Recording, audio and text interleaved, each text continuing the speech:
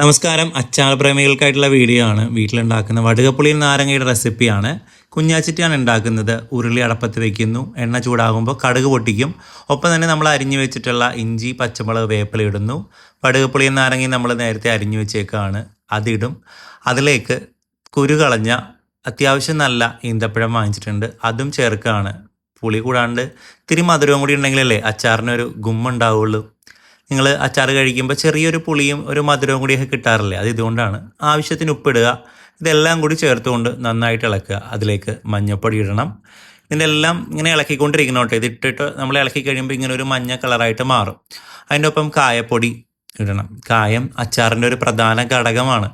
ആ കായത്തിൻ്റെ മണം അടിക്കുമ്പോൾ തന്നെ നമുക്ക് എല്ലാവർക്കും ഇഷ്ടമാകും. പിന്നെ നേരത്തെ പറഞ്ഞ പോലെ മധുരത്തിനായിട്ട് കുറച്ച് പഞ്ചസാരയും കൂടി ചേർക്കണം. അപ്പോഴാണ് അതിൻ്റെ ഒരു പൂർണ്ണത വരുള്ളൂ. വീഡിയോ എടുത്താൽ മാത്രം പോരല്ല, ഇങ്ങനെ വീഡിയോയുടെ ഭാഗമാകണം. അപ്പോൾ ഈ അച്ചാർ നിങ്ങൾക്ക് ആവശ്യമുണ്ടെങ്കിൽ ഒന്ന് കമൻറ്റ് ചെയ്തേക്കട്ടാ. നമ്മൾ അച്ചാർ സെയിലിനും കൂടി ആയിട്ടാണ് ഉണ്ടാക്കുന്നത്. നല്ല കാശ്മീരി മുളക് പൊടിയാണ് ഇതിൽ ചേർക്കുന്നത്. കാശ്മീരി മുളക് പൊടിയുടെ ഒരു ഗുണമെന്ന് വെച്ചിട്ടുണ്ടെങ്കിൽ എരിവ് കുറവായിരിക്കും, കളർ അത്യാവശ്യം കിട്ടുകയും ചെയ്യും. പിന്നെ നമ്മുടെ എരിവ് പാകത്തിനനുസരിച്ച് നമുക്ക് ചേർക്കാം.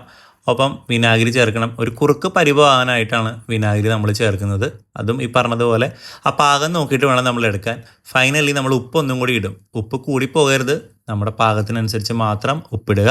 പിന്നെ നന്നായിട്ട് ഉണക്കി പൊടിച്ച് വറുത്ത ഉലുവയും കൂടി ചേർത്താൽ നമ്മുടെ അച്ചാർ റെഡി. അപ്പോൾ എല്ലാവർക്കും ഇഷ്ടമെന്ന് വിചാരിക്കുന്നു. താങ്ക്